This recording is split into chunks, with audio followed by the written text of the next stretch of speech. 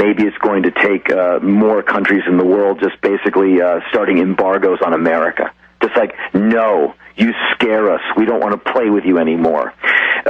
Maybe it'll take the whole world just convening some kind of court and slapping us on the wrist and saying, wake up already. I don't know. But I do think that there's enough positive, progressive people in America who are into things like the reality of global warming and the fact that we can pursue alternative fuel sources, that we don't have to drill ourselves out of every possible energy shortage. And I think that will eventually prevail because there will be no real way to sustain these fake wars. I mean, the war in Iraq, the invasion and occupation of Iraq, is quite unsustainable. There's just not the money or the manpower. I mean, I don't know where they're going to grow these. But that people. shows the delusional aspect. In Vietnam, one tour, World War II, one tour. There's guys starting their fifth tour, and they're completely, 18 times the record suicides previous. Like you said, but it's not just that it's unsustainable. It seems like the elite have literally, I mean, we had evil elites before, but they were somewhat realist. It seems there's a delusion or a megalomania. Yeah, well, I think you have a handful of crazy people.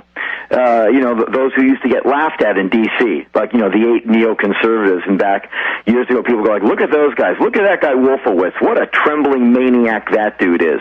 Well, all of those guys got in. And they waited on the sidelines through a lot of the Bush administration, certainly through the Clinton administration, and they got their game together, like Project for New American Century and all that. They did not sleep. They planned very well. Trembling maniac. I'm stealing that. It's all yours. And soon as they had their moment, they jumped in, and here we are with no money. They have nothing but contempt for, and our for name's the public destroyed. funds. Our name's destroyed, and Karl Rove tells the New York Times, I control reality, and we're history's actors, and you just watch us. I mean, they really are power mad. Yeah, and when they say something is true, all of a sudden they just recreate the world to make it true. And after a while, you forget that you spent all day lying to make that thing true, and all of a sudden you're the man. And I think that's the Kool-Aid these people sip. I mean, it's an incredible amount of power. My point is that you're somebody who loves liberty and freedom, and I think you're a good guy. You're speaking out against censorship of the web, and I'd like you to briefly talk about that before you leave us.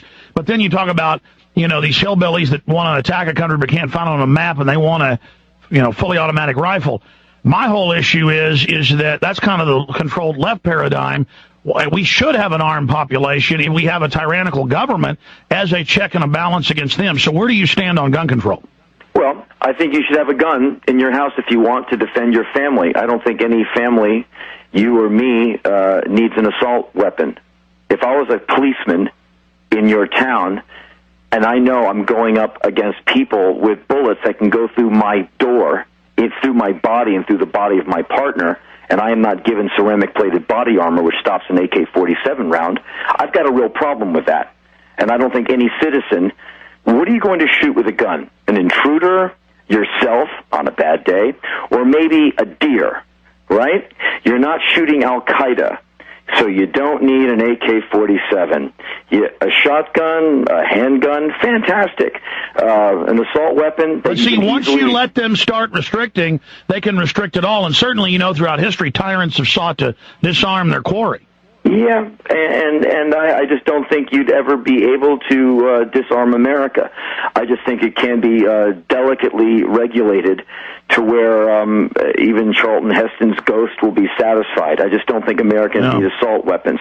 I don't think you'd ever successfully stop abortion or take the rifle out of anyone's cold, dead hand. Well, I see your point there, but, here's another issue. The sun has no spots on it. It's cooling down. The earth goes up and down in temperature. I have no doubt we need cleaner fuels, that the oil companies are corrupt. But just to then say, well, we need a global tax to stop global warming, I've got a lot of issues with that.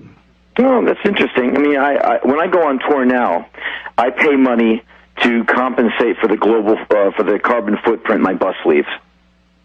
And so when I take my tour bus out on the road, I'm doing damage, and so I compensate for that by sending money to this outfit my road manager hooked me up with, and we're going to be buying credits. Well, I mean, the central banks have said they want us to buy carbon credits from them, and it's just a global tax, Henry. I'm not saying I know you want to do good and want to reduce the fuel you're using, and I'm all for that. I just think you're a smart guy. You might, you know what?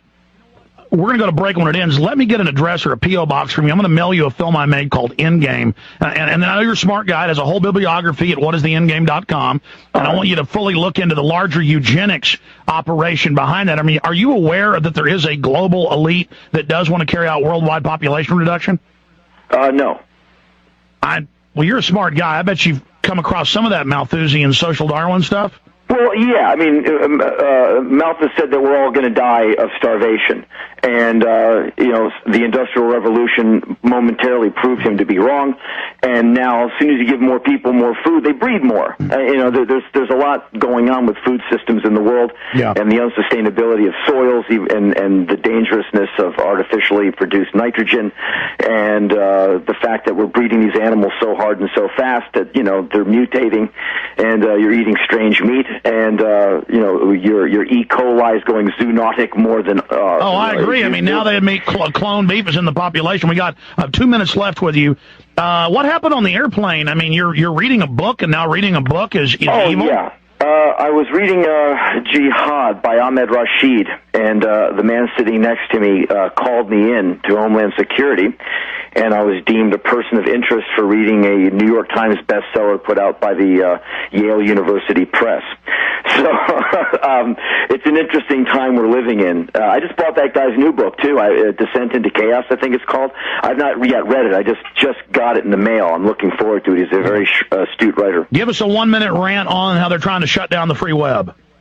Well, I think they're trying to regulate web speeds and accessibility. I think the short of it is that the man is afraid of you having access to information, lest you start questioning his actions or maybe learning history, so you're doomed not to repeat it. And so I think the net is wildly informative, and they don't want that. They want you to believe the bumper sticker, like boycott France, or anything that comes from the mouth of Rover, or any of these Fox bastards. And so it's just too much freedom for them to deal with. Well, I agree, and I've seen some of the rants you've done where you break down Internet 2 and how they're trying to regulate. I mean, what's the answer? Just expose it? Fight back against it? Well, you fight back as best you can as a citizen, but I wonder what can really be done when the hammer comes down on all of that. I mean, it's damn infuriating, because the beauty of web neutrality is the rich, the poor, the hippie, the gay, everyone has access to information. Jefferson would have loved this. Absolutely. HenryRollins.com, on tour in the U.S. and worldwide. Check it out there for when he's coming to your corner of the woods. He goes everywhere unless it's Antarctic. Henry, let me say bye to you here in this break, and that's it for Henry Rollins. We appreciate him joining us. Stay with us.